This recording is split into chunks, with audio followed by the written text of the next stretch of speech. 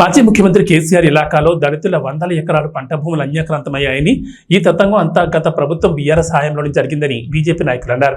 సిద్దిపేట జిల్లా ములుగు మండలం క్షీరసాగర్ గ్రామంలో ఏర్పాటు చేసిన మీడియా సమావేశంలో బీజేపీ నాయకులు భాస్కర్ రెడ్డి మాట్లాడుతూ గ్రామంలోని దాదాపుగా 250 ఎకరాల దళితుల అసైన్ భూమి అన్యాక్రాంతమైందని అన్నారు. గతంలోని ప్రభుత్వ అసైన్ భూములను పట్టాభూములుగా మారుస్తామని చెప్పడంతో ఈ భూమిపై బడాబాబులు కన్నుపడిందని వారు పేర్కొన్నారు. క్షీరసాగర్ గ్రామంలో 161 సర్వే నెంబర్లో దాదాపుగా 250 ఎకరాల అసైన్ భూమిని గత కొన్ని సంవత్సరాలుగా దళితులు సాగు చేసుకుంటున్నారని, ఈ భూమిని కొన్ని కార్పొరేట్ సంస్థలు లాక్కున్నాయని వారు ఆరోపించారు. దళితుల భూముల నుండి కాలువలు వెళుతున్నాయని, మీ భూమిని ప్రభుత్వం లాగేసుకుంటుందని లేనిపోని అపోహలు సృష్టించి వారి నుంచి భూములు లాక్కున్నారని వారు వాపోయారు. ఈ వ్యవహారమంతా మాజీ కలెక్టర్ వెంకటరామరెడ్డి ఆధ్వర్యంలో జరిగిందని వారు ఆరోపించారు. దళితుల భూమి సమస్య గురించి 161/1, 161/2 ఈ రెండు సర్వే నెంబర్లో 204 ఎకరాల భూమి అది దళితులకు సంబంధించింది. 1972లో ఇది అసైన్మెంట్ ల్యాండ్ సీలింగ్ యాక్టివ్లో దళితులకు ఇచ్చినటువంటి భూమి ఇది.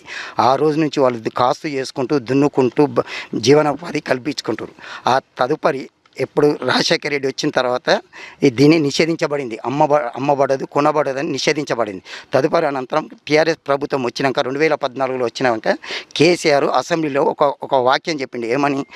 ఈ అసైన్మెంట్ భూములను కూడా అమ్ముకునే హక్కు కల్పిస్తా, ఒక చట్టం తెచ్చి హక్కు కల్పిస్తా అనేసరికి ఏమైంది, ఈ యొక్క పెద్దలు రాజకీయ నాయకులు అధికారులు పెద్దలందరూ గద్దల్లే ఖాళీ అసైన్మెంట్ ల్యాండ్ ఏడేడున్నాయి, ఎట్లెట్లున్నాయి, ఎక్కడున్నాయి అనే ఒక సర్వే రిపోర్ట్ తీసుకొని దాని మీద ఒక జీవో తీసుకొచ్చి ఏం చేసారు, మన చిలాసాగర్ భూమి గురించి అయితే ముఖ్యంగా కలెక్టర్ వెంకటరామరెడ్డి ఆ రోజు 161 survey number, 139 survey number, 172 survey నెంబర్లు ఇవన్నిటిని ఆయన ఓళ్ళో పెట్టి మీ భూములు పోతున్నాయి, ప్రభుత్వం గుంజుకుంటుంది, ఓళ్ళో పెట్టి ప్రభుత్వం గుంజుకుంటుంది, ప్రభుత్వం తీసేసుకుంటుంది అని చెప్పి ఒక అపోహలు తెచ్చి దాని మీద ఈ బీద రైతులు భయభ్రాంతులకు గురయ్యి అధికారుల చుట్టూ ఆఫీసుల చుట్టూ చెప్పులు అరిగే తిరిగినా వాళ్ళకి ఎలాంటి సమాచారం ఇవ్వకుండా ఓళ్ళ పెట్టారు.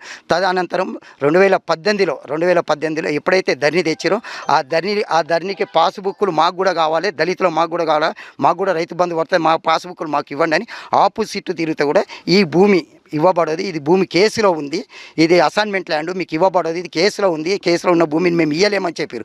తదనంతరం ఏం చేసినా కలెక్టర్ వెంకటరామరెడ్డి ఒక బినామీలను తెచ్చి పెట్టిండు.